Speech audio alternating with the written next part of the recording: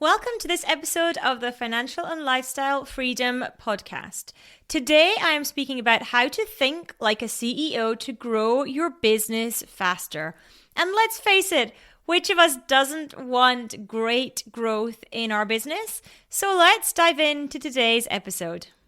Arguably, mindset is one of the most important things when you are growing a business, when you are an entrepreneur or a small business owner. If we have a negative mindset in our business, then let's face it, it's unlikely that great things will happen. Now, I'm not saying that purely a positive mindset means that you will achieve incredible results, but it is certainly part of the equation. And that is one thing that great successful CEOs certainly do. They have a positive mindset.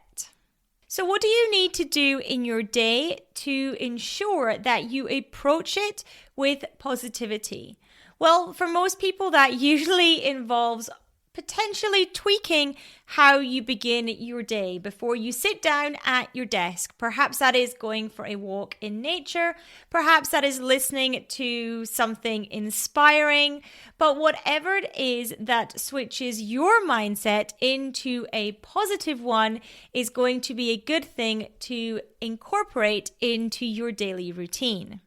And the second thing to think about when we think about CEOs and how they think to grow their business faster is strategy.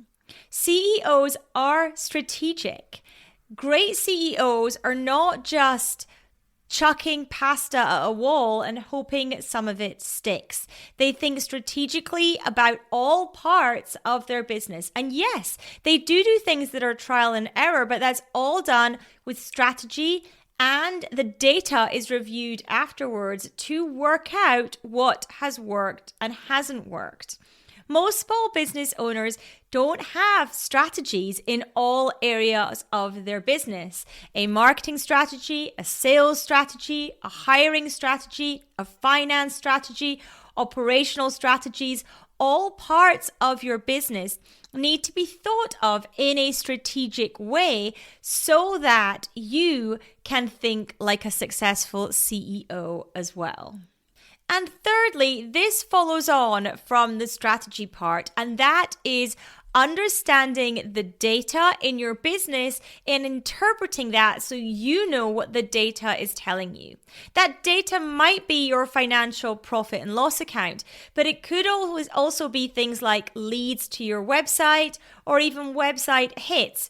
What are your leading and lagging indicators in your business that are going to tell you things about your business ahead of time? So for example, a lagging indicator is the cash that your business has in the bank.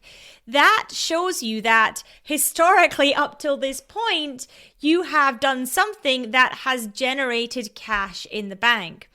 But you'll have indicators in your business that point you in this direction long before the cash actually hits your bank account. For an e-commerce business, that might be something like the number of website hits. For a bricks and mortar shop, it might be footfall. And for your business, it may be something completely different. But spending some time working out what your leading indicators are in your business and tracking and monitoring them, because they will give you an early indication as to whether things are changing for the better or worse in your business as time passes.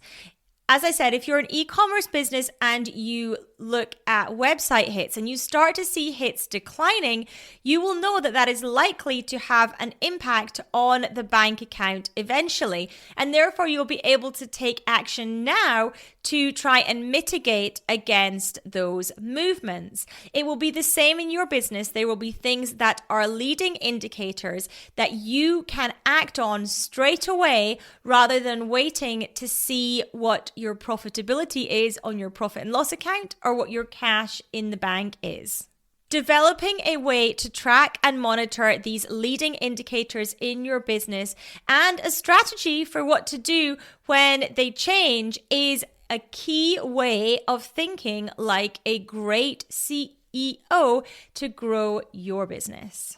So I urge you to adopt some of these things into your small business. Thank you so much for tuning in today. If